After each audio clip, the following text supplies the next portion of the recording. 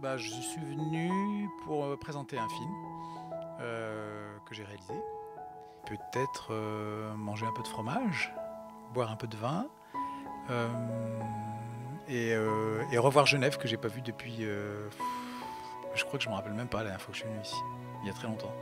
Voilà, c'est un film qui parle d'une femme qui a une cinquantaine d'années, qui est prof de français en littérature comparée et qui prend un avatar sur les réseaux sociaux et se fait passer pour une jeune fille de 25 ans. Voilà, c'est un film que j'ai écrit avec Julie Père, adapté d'un roman de Camille Laurence, sur le portrait de cette femme.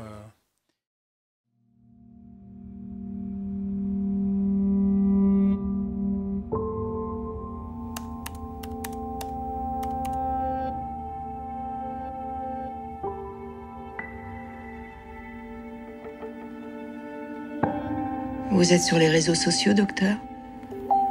Pour les gens comme moi, c'est à la fois le naufrage et le radeau.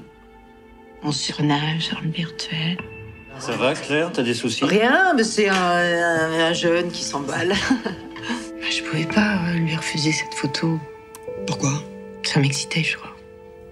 J'allais donner un vrai visage à Clara Antounès. C'est Clara. Je suis pas ni un grand spécialiste, ni un grand dingue des réseaux sociaux, même si le film parle de ça. Mais c'est le paysage du film, j'ai envie de dire. C'est l'endroit où ça se situe. Mais pour moi, l'histoire du film, c'est l'histoire d'un abandon, quoi. C'est l'histoire de l'abandon, c'est l'histoire de la solitude. C'est des histoires plus universelles et qui n'ont pas besoin de réseaux sociaux. Mais là, j'aimais bien que ça s'appuie finalement sur quelque chose lié à la modernité du monde dans lequel on vit, quoi. C'est un outil qui permet de mentir, ça c'est sûr. C'est parce que c'est facile de mentir. On s'engage pas réellement, c'est des mots, on peut fabriquer, voilà. Puis on passe son temps de toute manière à scénariser sa vie. La story même, le concept de la story, c'est du scénario. Et en même temps, ça peut aussi être utilisé comme un élément, comme dans mon film, où on se fait passer pour quelqu'un d'autre. Ah, t'as une voix très jeune. Et ça vous faisait rien de savoir qu'Alex avait dans la tête une autre femme? Je faisais pas semblant d'avoir 24 ans. J'avais 24 ans. Je crois qu'il nous arrive quelque chose. Toi, t'as rencontré quelqu'un. Remonte tout doucement sur ton sein. Je me laissais aller jusqu'à me sentir plus Clara que Claire. Ça me rend fou, là. Clara, j'ai besoin de te voir. Qu'est-ce que vous cherchiez? Il veut notre vie. Non, pas une autre vie, la mienne. Enfin. Je peux pas continuer à vous aider si vous ne dites pas la vérité.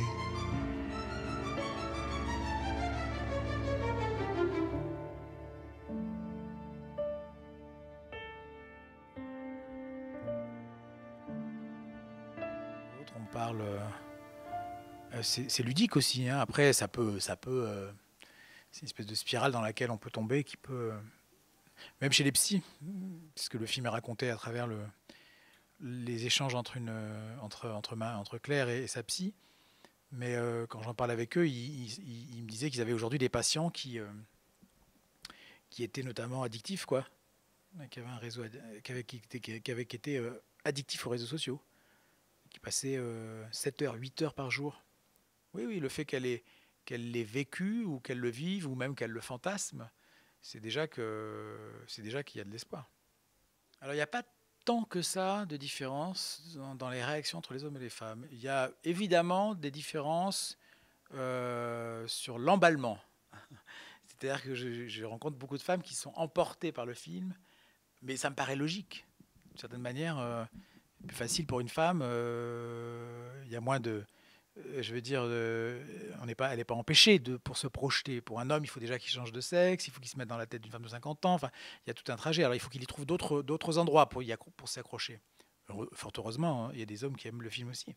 Mais c'est vrai que quand j'entends certains mots ou que je lis certaines critiques de femmes transportées, bouleversées, on n'en sort pas indemne, etc., je pense que c'est parce que ouais, c'est plus facile de se projeter